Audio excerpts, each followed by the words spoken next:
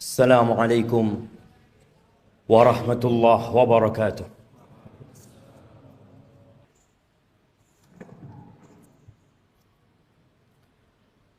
إن الحمد لله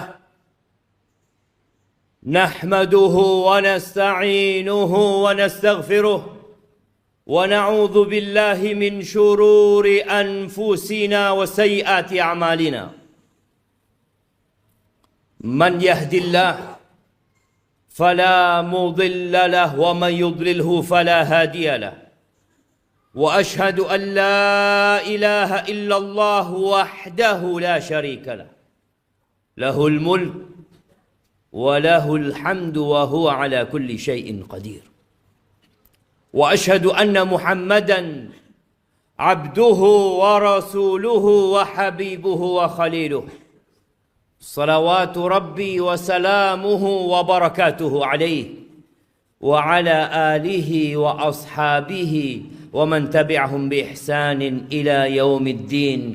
أما بعد، فيا عباد الله، أوصيكم ونفسي بتقوى الله فقد فاز المتقون.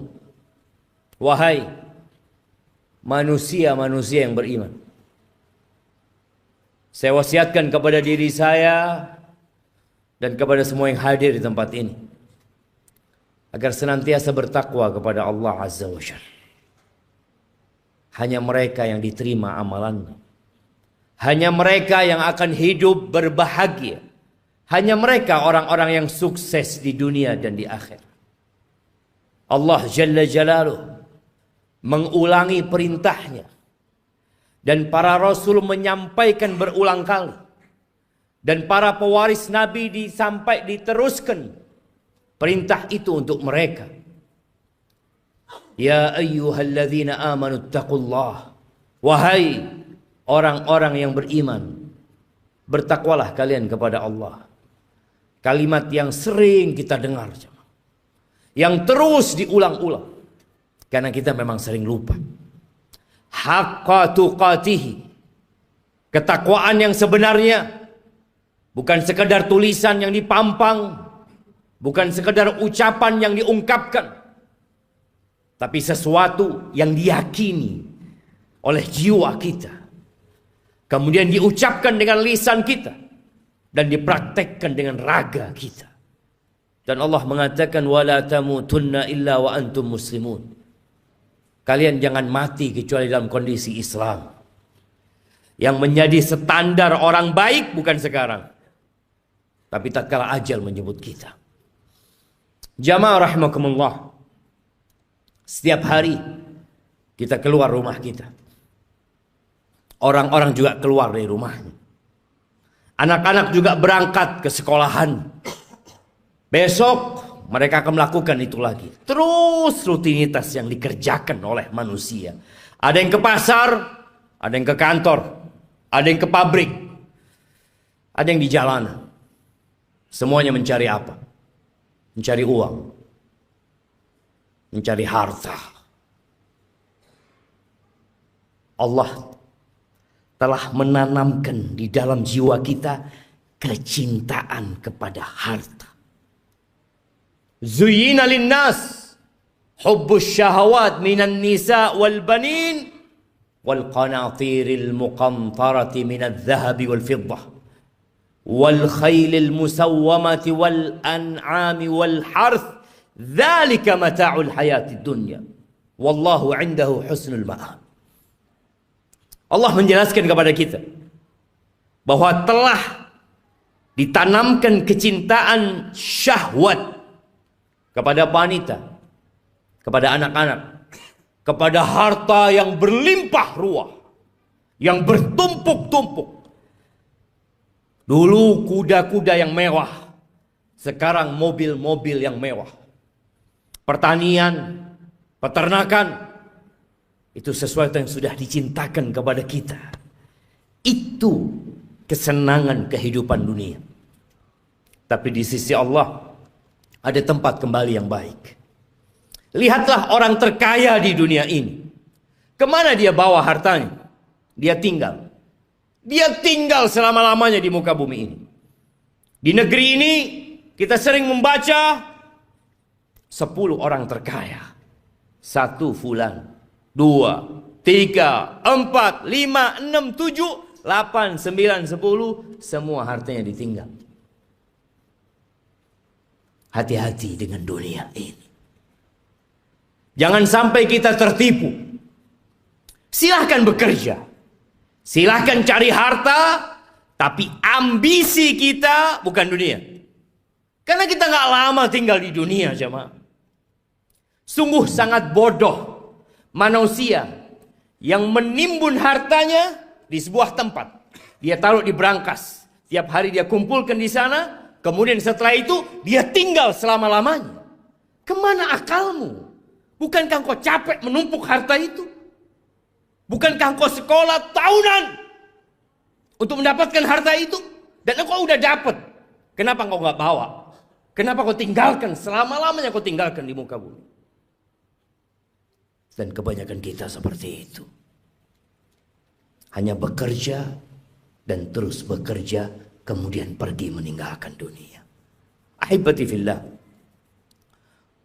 Sebagian kita sudah hidup menderita. Jiwanya. Maka disebutkan oleh WHO sudah ada 1 miliar manusia yang sakit jiwa. Sakit mental. Kata Nabi SAW. Mengingatkan para sahabatnya. Kaifa antum?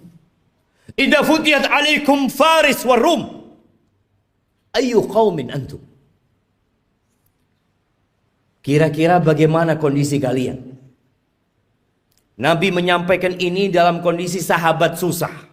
Tidak tahu apa yang besok mereka makan. Dalam kondisi sebagian sahabat ketika berangkat perang, sehari hanya makan 1 butir kurma. Sehari hanya 1 butir kurma. Rasulullah SAW menyampaikan ini dalam kondisi sahabat berangkat perang, dalam kondisi tidak ada alas kaki buat mereka. Sampai kuku mereka ngelupas. Nabi menanyakan kepada mereka yang hidup menderita secara harta pada waktu itu. Kira-kira bagaimana kondisi kalian apabila Persia dan Romawi ditaklukkan, kemudian harta mereka dibagikan kepada kalian? Ayu qaumin antum? Kira-kira kalian jadi orang yang seperti apa? Kata Abdurrahman bin Auf, nakun kama qala Allah atau kama yaqulullah. Kita akan menjadi manusia seperti yang Allah inginkan, yang Allah perintahkan. Kata Nabi SAW, awa ghaira dhalik. Mungkin gak seperti itu, kata Nabi SAW. Jamaah, kita pernah susah secara ekonomi. Ingat dulu mungkin ketika motor kita motor bekas. Ingat dulu ketika kita sebagian belum menikah, nggak punya apa-apa. Kemudian terus bertingkat kondisi ekonomi kita. Semakin membaik. Dan terus Allah kasih lagi kepada kita. Sekarang bagaimana kondisi kita? Abdurrahman bin Auf mengatakan kita akan menjadi orang seperti yang diinginkan oleh Allah dan Rasulnya. Tapi kata Nabi SAW, mungkin nggak seperti itu kalian. Apa yang akan terjadi? Tatanafasun. Yang pertama, kalian akan bersaing. Udah punya harta banyak, yang seharusnya hidup tenang, sakit jiwa. Terus dia bersaing. Motornya kepingin lebih baik dari motor orang lain. Handphonenya kepingin lebih baik dari orang lain. Hartanya kepingin lebih banyak dari orang lain. Rumahnya kepingin lebih bagus dari yang lainnya. Terus didorong oleh penyakit. Tatanafasun. Itu yang akan terjadi. Oke. Bersaing boleh kan? Selama kita tidak menzalimi orang lain. Tapi Nabi SAW mengatakan itu hanya awal yang akan terjadi. Yang kedua, thumma tatahasadun. Kalian akan saling hasut setelah itu. Karena dunia ini sempit, jamaah. Kursi-kursi itu terbatas. Kalau sudah ada yang duduk di sana, yang lain nggak bisa duduk di situ. Dia harus turunkan dia.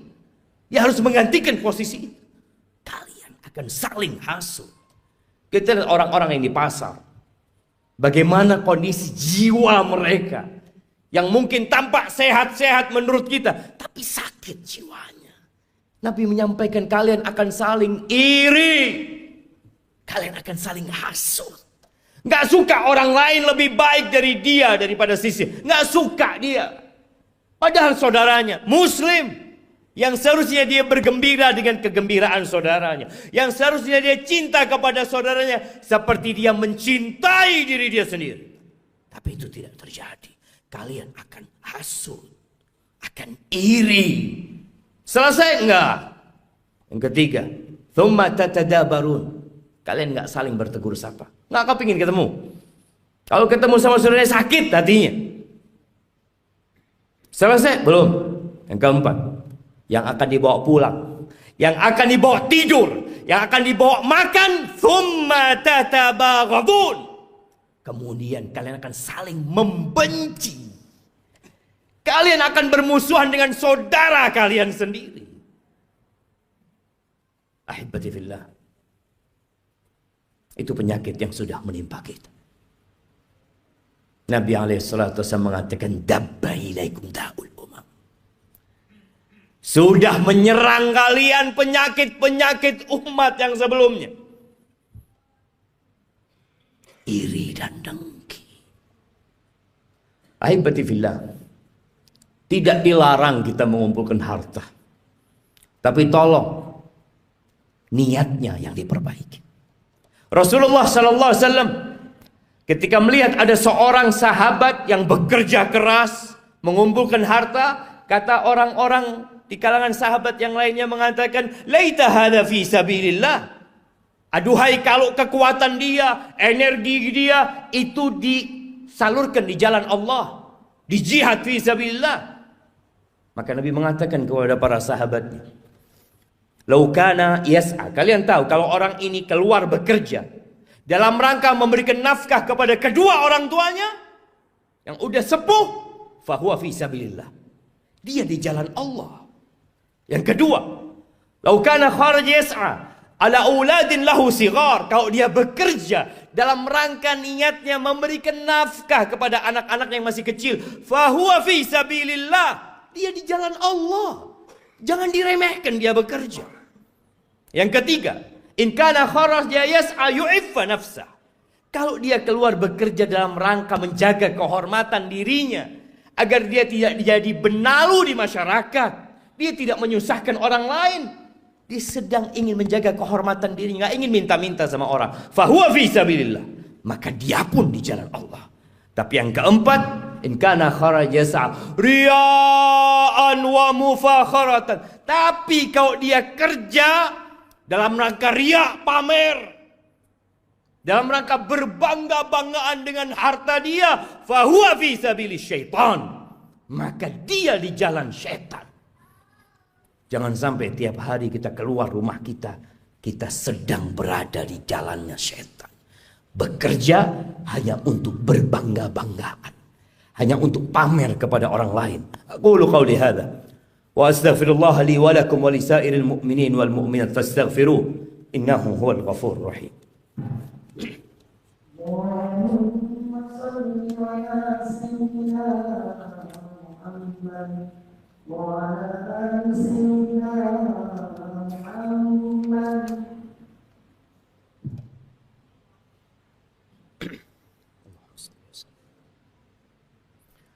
Alhamdulillah wa kafa. Wassalatu wassalamu ala nabiyil mustafa sayyidina wa maulana Muhammadin wa ala alihi wa ashabihi wa man iqtafa, amma ba'd. Ahibati fillah. Berapa banyak dari orang-orang yang kita kenal yang telah pergi meninggalkan dunia ini. Dan kita tahu hasil usaha dia, rumah yang dibangun, motor yang dimiliki, dan harta yang lainnya nggak dibawa. Nabi alaihissalam mengatakan, yatba'ul mayyit thalath. Yang ikut jenazah kita kalau kita mati 3. Maluhu wa ahluhu wa amaluhu. Apa yang ikut mengantarkan ke kuburan? Diantar pakai mobil-mobil, semua pada ikut ke sana. Hartanya ikut berangkat. Kalau dia orang kaya, punya banyak anak buahnya ikut mengantarkan ke kuburan. Kalau dia orang terkenal yang banyak fan-nya, akan banyak yang ikut mengantarkan ke kuburan. Ya, keluarga, harta ikut. Yang ketiga amal. Yang dua pulang. Tuh kita lihat ribuan orang yang mungkin mengantarkan jenazah. Ada satu yang mau tinggal di dalam? Nggak ada. Anaknya mungkin. Orang tuanya mungkin. Kawan dekatnya? Nggak ada. Anak buahnya yang dia kasih bayaran. Yang terus dibayar. Mau menemani majikannya di dalam kuburan? Nggak ada. Siapa yang menemani? Amaluhu. Bas amalnya. Maka segera beramal. Badiru bil amal. Kata Nabi SAW, segera kalian beramal. Segera. Fitanan kaqita'il lailil muzlim. Sebelum datang fitnah-fitnah. Ujian-ujian. Kekacauan-kekacauan yang seperti potongan malam yang gelap gulit. Apa yang terjadi ketika datang fitnah itu jemaah?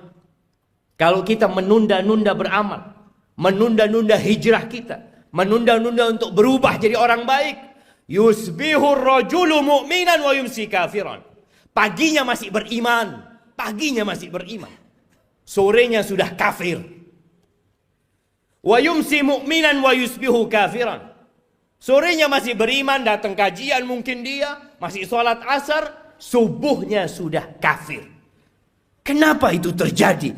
Yabi'u dinahu bi'aradin minad dunya. Dia jual agamanya.